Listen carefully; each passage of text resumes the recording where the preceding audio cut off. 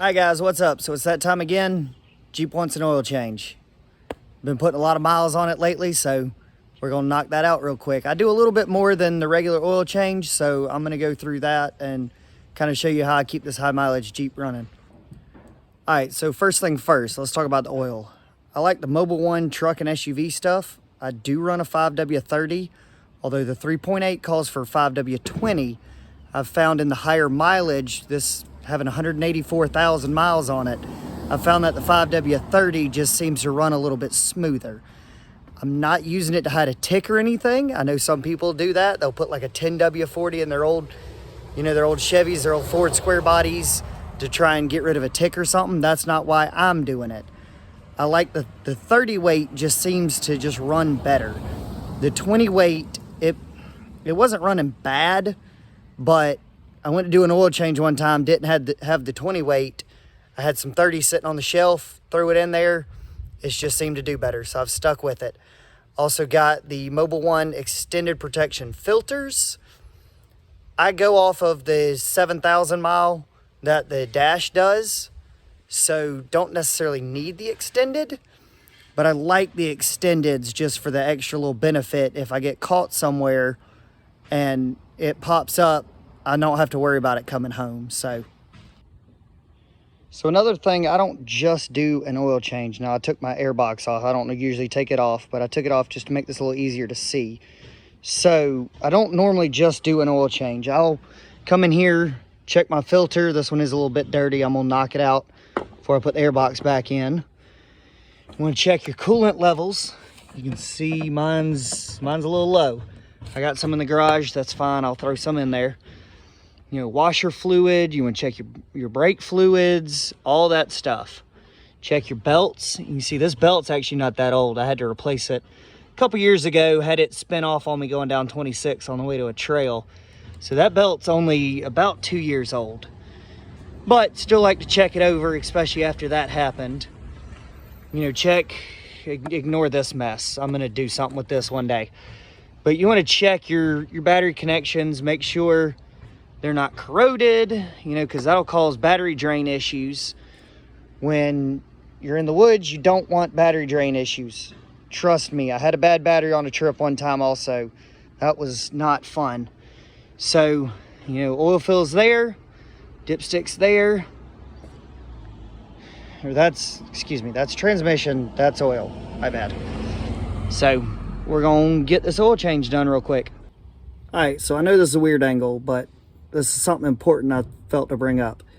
You want to make sure you pull this plug. I've seen it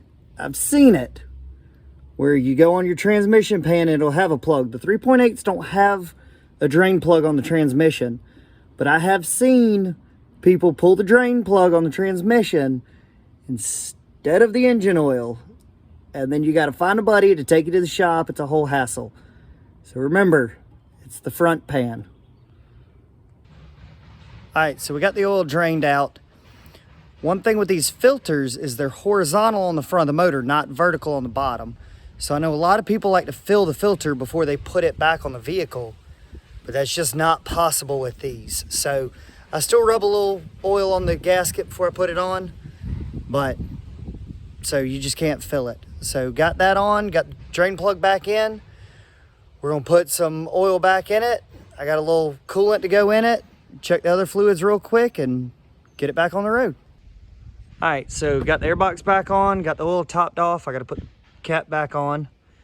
We got the coolant topped off. You can see there, it was way down there.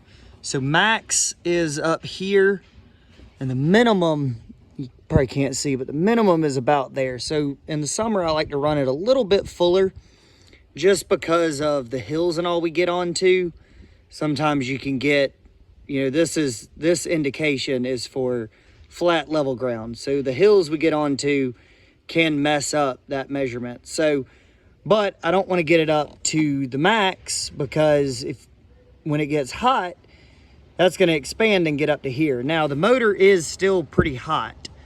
I just got home right before I started this, so it's not going to expand much more than it already has.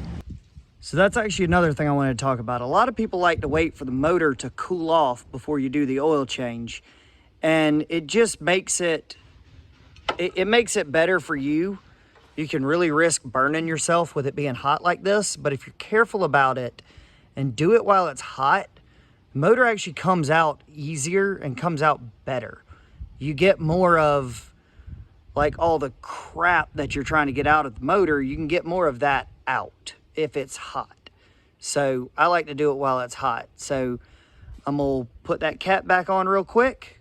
We're gonna get this cleaned up and we'll be done. One last thing, so about 2,000 miles ago, I put this oil catch can on here. When I did my valve cover gaskets, I had to take the intake off to get down in there, and I noticed my intake was full of oil. So, got that cleaned up. I've been seeing these oil catch cans, been thinking about putting one on. I put one on, and so this has been about 2,000 miles, and I haven't emptied it yet. I just went ahead and took it loose and took the little steel wool out of it.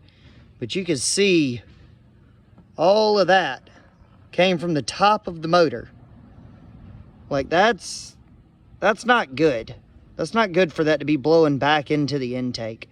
So this little thing, clearly you can see it works. I know you see the videos all the time where people are talking about them, but they never actually show this. So this just goes and kind of solidifies that they actually do work. So I'm gonna get the steel wool put back in there, get it put back on real quick. All right, so got it all done, got the hood closed back up, got to get the tools cleaned up, but good to go here. So just, I know it's cheap to take it up to one of the little 5-minute oil change places and all, but back in 2013, I had a truck, I had a F-150, I'm not gonna name the company, but took it in for an oil change because I didn't know what I was doing. 2 months later, I went under the hood to check it, and the fill cap was gone. Drove around for 2 months with no fill cap. So started doing some research, watching YouTube videos, learned how to do oil changes myself to try and prevent any of that. So it's really easy, it's not hard. And then I just kind of went from there, and I done everything on this except the tires. So that's how I got started in this stuff. But anyway, I'll catch y'all on the next one. May head up to Georgia this weekend. I'll post on the Instagram if I do. So see you on the next one.